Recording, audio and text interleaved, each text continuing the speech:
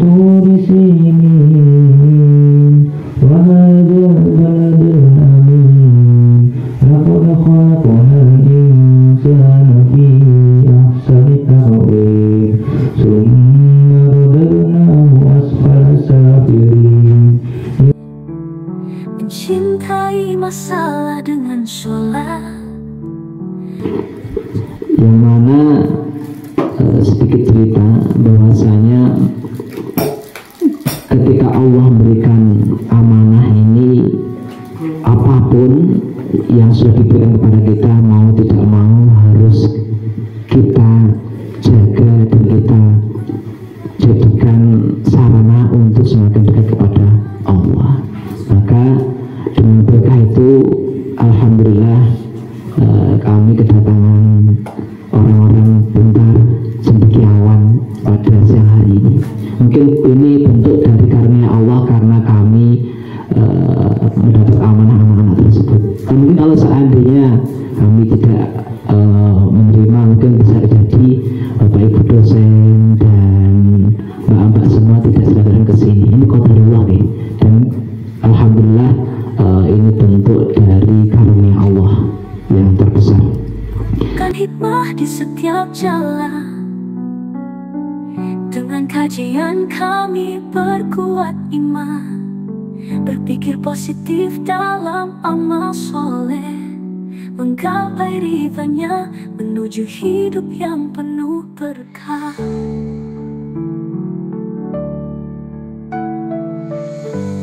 Cita-cita kami hidup bahagia di dunia dan akhirat, menjadi hamba Allah yang taat, penuh rahmat, menjalankan tugas sebagai khalifah di bumi, kembali ke surga, itulah tujuan tertinggi. Kami belajar dari masalah, temukan hikmah di setiap jalan. Dengan kajian kami berkuat iman. Dan ini ada rombongan dari kita ini, Bunda Ana ya, biar kenal juga mahasiswa ini yang membantu memfasilitasi kita untuk sampai ke sini. Nanti bisa juga untuk tanya-tanya ke Bunda. Dan saudara mahasiswa saya semua, mahasiswa saya cantik semua ya. Iya, jadi saya ngajar di S2 itu semangat karena paling ganteng. Kalau ngajar di S1 nggak semangat karena saingannya banyak. Kemudian dari ini santri-santri ya, santriawan semua ya, yang saya sayangi dan saya banggakan. Alhamdulillah hari ini bisa berkunjung bersilaturahim ke Pondok Ainul Yakin di sini. Kalau saya dan Bunda ini mungkin sudah yang kesekian kali, kalau mahasiswa ini yang pertama kali. Jadi ini mahasiswa S2 Prodi PIAU, Pendidikan Islam Anak Usia Dini ya. Setiap tahun memang ganti ya karena beda angkatannya. Tahun lalu kita juga kunjungan ke sini ya. Dan alhamdulillah untuk tahun lalu itu produknya, outcome-nya itu sudah bisa menerbitkan artikel di jurnal terakreditasi nasional ya. Ada yang Sinta 2, ada yang Sinta 4 dan Sinta berapa saya lupa gitu ya. Oke, nah terkait sejarah langsung ngomong nih Pak Ide. Terkait sejarah tadi sudah disampaikan oleh Ustadz Rio Yudi ya, dari 0 sampai berdirinya Ainul Yakin. Ini disampaikan dari berawal dari tahun 2005 Bimbel M3, ini saya mengulas sedikit ya. Dari 2005 Bimbel M3 membaca, menulis, menghitung, kemudian berubah menjadi sekolahan terapis dari 2007-2008, terus pondok pesantren 2012. Kemudian di tahun 2017 kita sudah pindah di sini di Gunung Kidul, dan sampai sekarang sudah ada 9 unit. Yang pertama ada unit ini ada lagi terpadu, ini khusus santri kader putra. Kemudian kemudian ada Bantul, Ideologi Putri Bantul, kemudian ada yang di Ngawen. Di sini itu juga ada Ideologi Special Children, ada Geria Taubater, kemudian juga ada Geria Fasil Quran, ada Geria Lansia, dan juga ada SMP Perintis Yogyakarta. Hidup yang penuh berkah,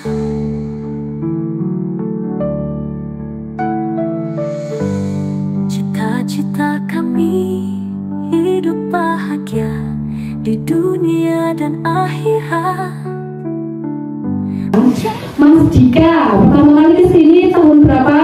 2019, tepatnya di tanggal 20 Oktober hari Ahad. Oke, sudah berapa tahun di sini? Sudah mau 5 tahun.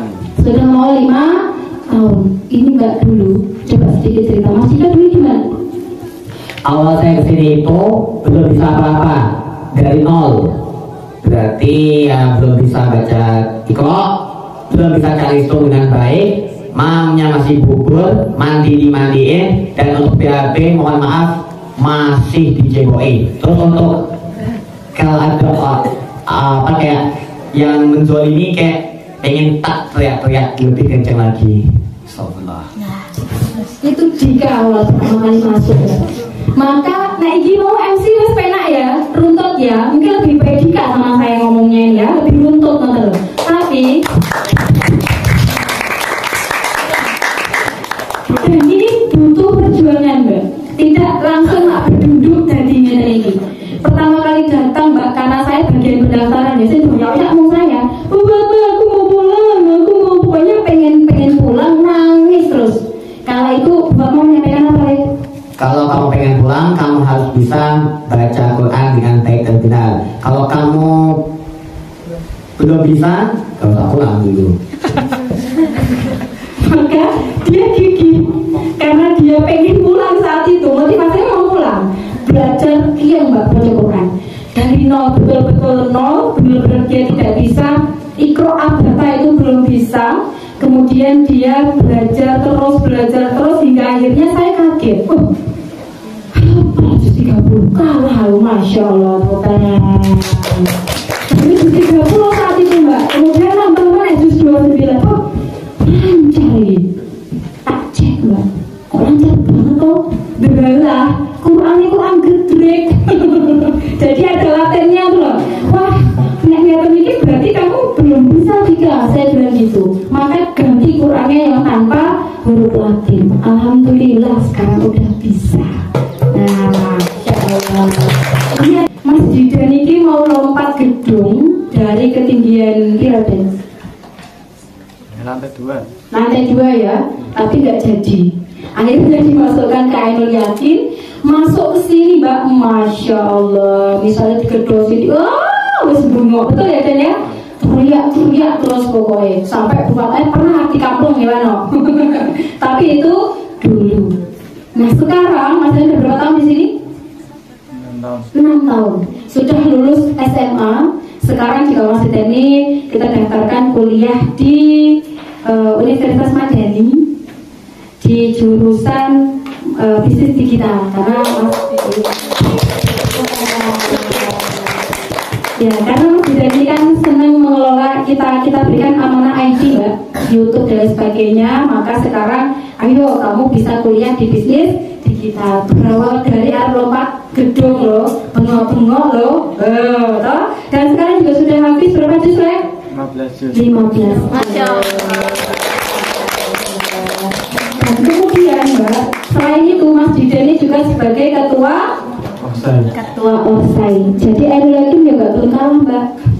Nek neng kampus itu kan BEM ya, BEM. Terus apa nih fakultas Mbak sendiri? Hima. Nah, kemudian kalau di SMA itu kan OSIS ya. Kalau di sini apa namanya? OSAI. Singkatan apa? Organisasi Santri Ainul Yakin. Iya. Dia jadi ketuanya. Nah, Mas Dika ini wakilnya. Maka Ainul Yakin dipimpin oleh santri-santri yang luar biasa, yang hebat, yaitu ada Mas Didan dan Mas Dika. Berpikir positif dalam Contoh nih Mbak. Jadi manusia itu memiliki 6 jiwa.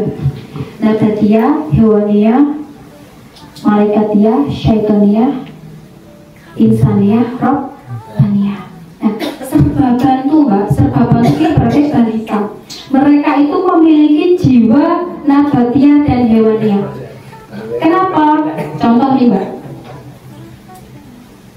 Contoh ya, meja, kursi, genteng, apalagi dan lain sebagainya yang di sini, mereka akan nggak Mbak genteng itu murah-murah paling dua-dua nota dewi? Enggak ya, nggak mungkin kan meja ini langsung bentuk sendiri kalau tidak ada yang membuat, tidak ada yang membentuk. Andai kata Mbak meja, lemari, genteng kui mau iso ngomong, nangis nggak mereka? Nangis. Ya Allah, aku digergaji, ya Allah, aku dipaku, ya Allah, Mbak. Nangis, tapi mereka tidak bisa, mereka pasrah, mereka pokoknya aku ikhlas, aku didadeknya apa, Masya Allah, akhirnya jadilah sesuatu yang bernilai. Nah, anak-anak kamu juga demikian. Nek anakku berontak, nek itu berontak, aku kok, jadi leco, tidak juga nih jadi berontak yo. Dengan nenek meja ini bengok, ya ampun, aku sakit, kira-kira jenengan utira.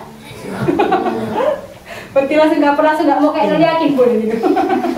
Karena mistis katanya ya.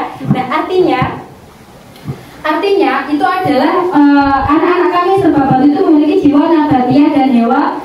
Mereka akan mampu menjadi sesuatu yang bernilai kalau ada yang mengelola. Tanpa ada yang mengelola orang iso Mbak. Contoh, aku nandur tomat Mbak, tapi nggak tahu ini. Kira-kira tomat itu akan hasil atau enggak? Enggak kan? Pasti dia akan mati kan? Sama Mbak. Ketika aku punya anak-anak saya nih, tidak saya arahkan, tidak saya ini, kira-kira anak-anakku sendiri bakalan jadi nggak Mbak? Enggak, ya kan? Karena tidak dikelola, tidak diolah. Nah, itulah jiwa nabatiyah dan hewa nih untuk serba bantu. Yang kedua arahan bantu. Arahan bantu itu memiliki jiwa syaitoniyah atau malaikatiyah Mbak. Nah, tergantung dia itu mau ngibad ke siapa. Delalah ngibadnya syaiton, maka perbuatannya pasti akan ke syaiton semua Mbak. Omongannya kasar, elek, maling dan lain sebagainya. Berarti jiwanya adalah jiwa syaiton. Dan kalau jiwanya syaiton kok sholat, berontak nggak? Berontak. Makanya didandani apa sih? Jiwa. Nah, sistem operasionalnya diberikan kesenangan, kemudian ayo kita ajak tadi modifikasi perilaku tadi, teori yang token ekonomi pakai maka dia akan oke, aku mau sholat karena kalau nggak sholat aku begini seperti itu. Nah itu kemudian yang terakhir adalah memiliki jiwa robbaniyah dan insaniyah. Insaniyah dan robbaniyah itu adalah harapannya santri-santri mandiri, jadi mereka sudah semuanya diturunkan sama Allah seperti itu. Dari masalah, temukan hikmah di setiap jalan. Dengan kajian kami perkuat iman, berpikir positif dalam amal soleh, menggapai ridhanya. اللهم افتح لنا أبواب الخير وأبواب رحمته وأبواب نعمته وأبواب الصحة وأبواب القوة وأبواب بركته وأبواب رزقه وأبواب العافية وأبواب الجنة. اللهم عافنا من كل بلاء الدنيا وعذاب الآخرة، شر الدنيا وشر الآخرة برحمتك يا أرحم الراحمين. Kami melangkah kembali kepadanya di akhir cerita.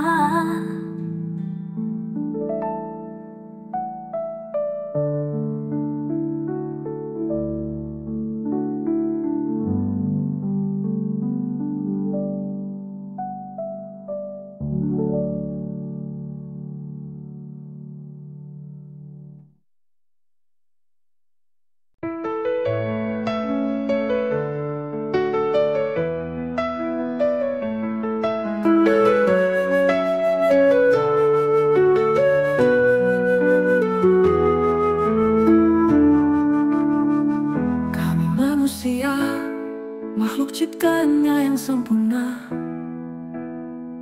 diberi akal hati. Itu rata enggak? Oh yaudah.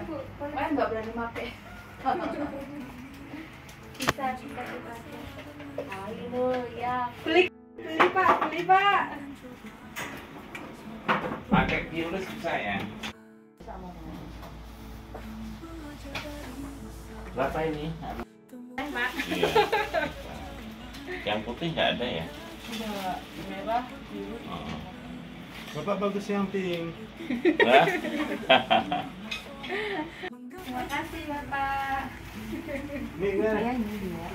Beli baju. Udah diambil. Oh, udah diambil.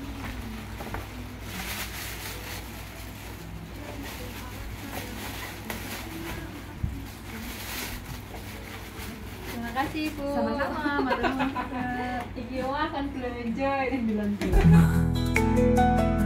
berakhlak mulia. Kita paksa nanti akan menyebabkan hal-hal yang tidak diinginkan. Ya betul. Nah, dan yang iya Pak, dan apa namanya, di sini kan kita belum punya ruang isolasi sendiri Pak. Iya, Sehingga iya. kalau pas dia ngamuk takutnya membahayakan temennya dan lainnya. Maka ya sudah mengikuti dulu aja. Nanti pas dia mau sholat, ya sholat. Tapi tetap kan kayak gini dia akan melihat teman-temannya. Gitu. Soalnya pernah kita paksa, wah. Kami hidup bahagia di dunia dan akhirat, menjadi hamba Allah yang taat, penuh rahmat, menjalankan tugas sebagai khalifah di bumi.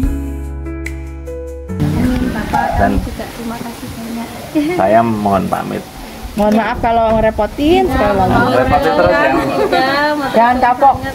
Bakal panjang ceritanya. Jangan panjang. Kami juga banyak belajar. Iya Bapak. Pulang apa? Insya Allah minggu depan Pak, tanggal berapa ya? Kak, pokoknya kalau tidak Kamis depan nggak tahu tanggal berapa. 24-25 lah ya.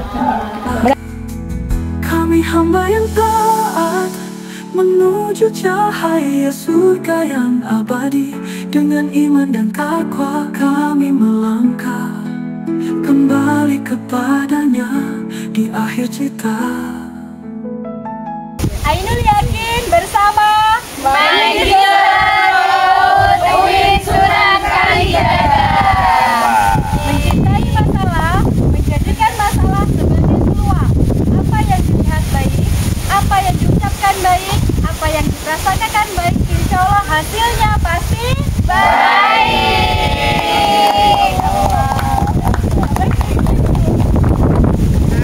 Kami belajar dari masalah, temukan hikmah di setiap jalan.